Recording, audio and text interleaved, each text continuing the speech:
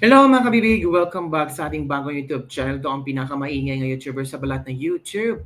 Ako si Kabibig, maglebak-lebak with evidence na kung ang mga Pinoy believe kay Congressman Richard Gomez, mga kabibig.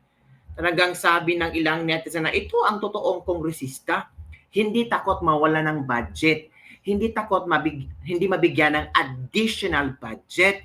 Kung saan mga kabibig, kinumpara si Congressman Richard Gomez sa mga kongresista na takot mawala ng additional budget o hindi mabigyan ng additional budget. Ngayon, ang mga tao ay naka-conclude na yung mga pumirma daw ay takot mawalan o di kaya hindi mabigyan ng additional budget. Marami ng mga videos, marami ng mga revelations ang napanood, napakinggan ng maraming netizen na budget pala ang rason, di umano, kung bakit pumirma yung ibang kongresista.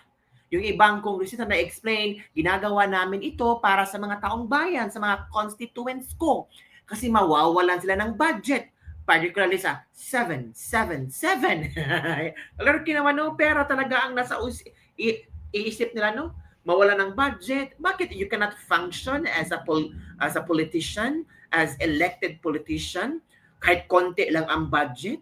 'Di ba? Kung ano ang pwedeng maibigay, kung yan lang dapat, yun ang ibigay ng tao. At least makita ng mga tao ba na transparent ka, realistic ka, hindi ka manggagamit, may moral ka na pagka-politiko. Kung ganun ang makikita nila, maybe for the next term, i-elect ka nila. At makikita ng tao ay karapat dapat ito sa mas mataas pa na level of official, mga kabibig. Kaya nga ang iba ay sobrang believe kay Congressman Richard Gomez.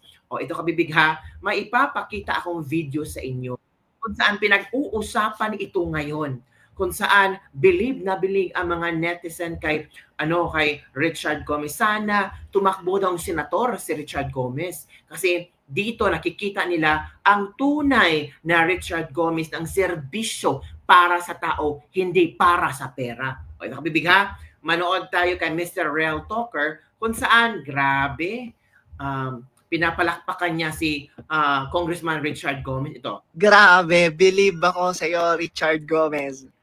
Basahin natin. Leyte 4th District Representative Richard Gomez opted not to sign the impeachment complaint against Vice President Sara Duterte, standing apart from more than 200 lawmakers who have endorsed the measure. While the complaint has gained traction, Gomez has remained focused on his legislative work, prioritizing service over political maneuvering. Grabe, dito ako kinilabutan sa sinabi niya. Padayon lang ato trabaho, bahala gamay ra ato kwarta, daghan man paagi makahatag ta og di kalidad nga serbisyo sa mga tao. Wow.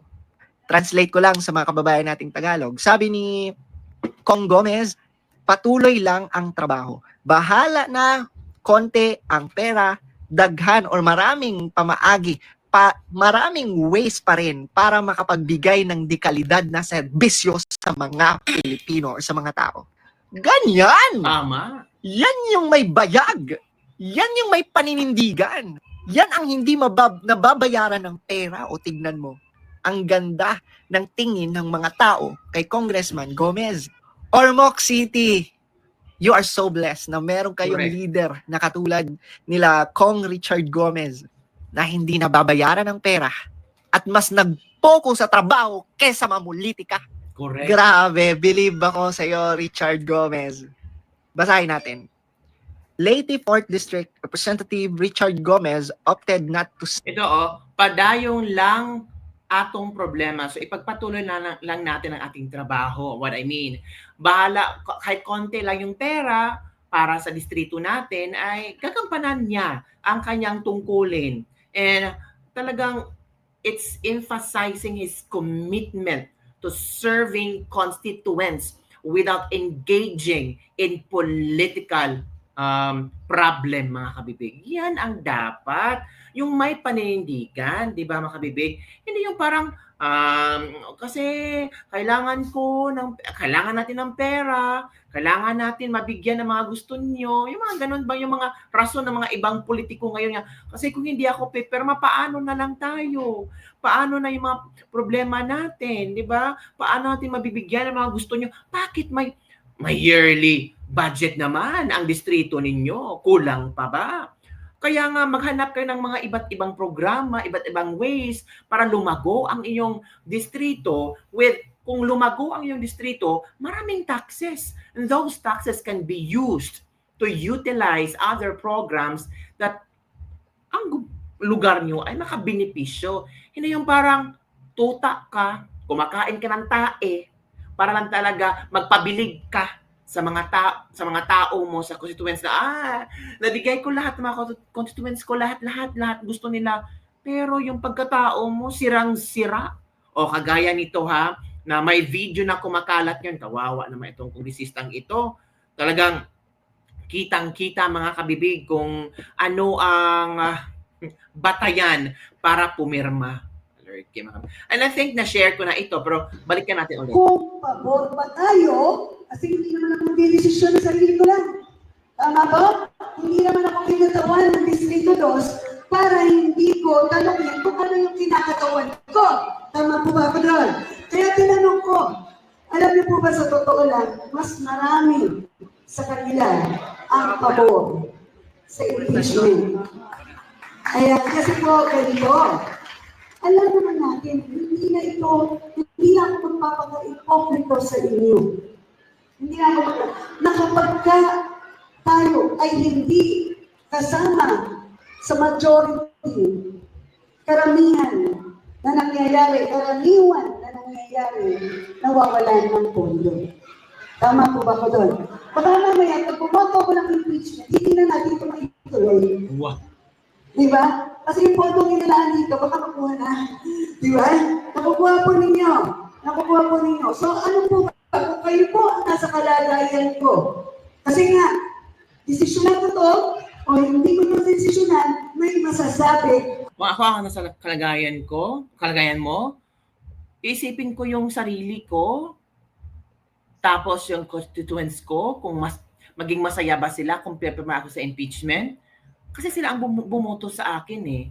Hindi ko muna iisipin yung pera or yung additional budget na makukuha ko. Kasi meron namang budget yearly yung constituents ko para sa kanila.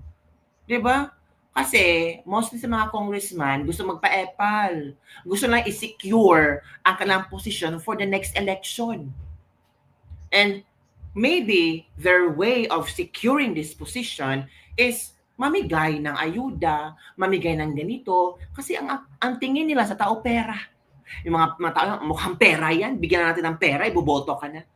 Yun ang kailang mga sentimiento or maybe yun ang kailang pananaw sa atin. Kawawa naman tayo, no? Tayo mga butante, mukha nating pera. So, this time, May 2025, ipamukha natin sa mga politikong ito, hindi kami mukhang pera. May konsensya kami, may sarili kaming panindigan at alam namin kung sino ang polpol, epal at manggagamit ng mga politiko. So mga bibig, ano ang iyong reaksyon? Magpapagamit pa ba tayo? Nabudol na tayo many times. Marami ng mga sinasabi na itong gagawin ko pag nahalala ko, uupo ako, bababa ang presyo ng bigas, babangon tayo muli. Budul-budulan tayo ulit sa May 2025 election. Huwag na. Anong pabudol Sobra na, never again. Ano ba? Never? Never enough? No, never again. At masasabi yung kalaban, tama po ba ako? So ano mas iisipin ko? Ako na lang ang sasalo. Lahat ng mga pambala niya. Diba? Pero ang importante, self-serving. Nasalik ko yun. Ako na lang ang sasalo. Ako na lang magmakaawa. Ako na lang kaawa-awa. Ako na lang ang inape. Self-serving. Self-pity. So parang Kawawa naman yung nakikinig sa kanya. Bakit? Parang kinokonsensya niya nang dahil sa inyo, nagkaganito ako, maraming nag-bash sa akin. Kasi ang iniisip ko, kayo. Diba? Parang, wow, kasalanan pa namin na pumirma ka. Dapat sana you ask us. Oo. Kasi naging trending na into impeachment. Kung talagang iniisip mo ang mga constituents mo, nagpa-survey ka sa area mo. O, pabor ba kayo sa impeachment? Para gamitin mong data. O, pumirma ako kasi ito yung resulta ng data natin, ng survey natin sa ating constituent. Hindi ako pumirma kasi ito yung survey result. Yung mga ganito ba? Dapat kung uupo kang politiko, you have to be very smart. Pero yung iba kasi, iba. So, yun na mga kabibigan. Kaya nga, dapat pumili ka ng sakto, pumili ka ng isang politiko na ipaglalaban ka. Kagaya ni Congressman Richard Gomez. Sabi ni Kong, kahit konti lang ating budget, kakasyahan natin. And I'm sure, tutulungan siya ng kanyang constituents. Kasi nakikita ng mga constituents niya, wow, may prinsipyo ang aming kongresista Richard Gomez. Hindi lang pala siya aktor, kundi talagang para sa masa. Tutulungan natin siya. No? Kung ano ang meron tayo ngayon, pagkasyahan natin. We have to work each other. We have to find ways on how to improve our Leyte. Di ba? Padayong lang ato trabaho. Ipagpatuloy lang natin ang ating trabaho. Bahala na, kahit konti lang ang pera natin, marami pang mga ways na pagserbisyuhan ang tao. Yan ang totoong serbisyong Pilipino, serbisyong totoo, politikong may malasakit sa sambayanang Pilipino. Yun lang kabibig ang ating Ladies Lebag for today. Sino ba dito ang believe kay Congressman Richard Gomez? Comment down below. At sino ngayon ang sukang-suka sa mga kongresista ninyo? Comment down below. Bubutuhan niyo pa ba yung mga kongresista niyo? Ay, ewan ko, bahala na kayo. Kayo ang madesisyon because you have the right first to vote this 2025 election. Bye everyone. See you next time.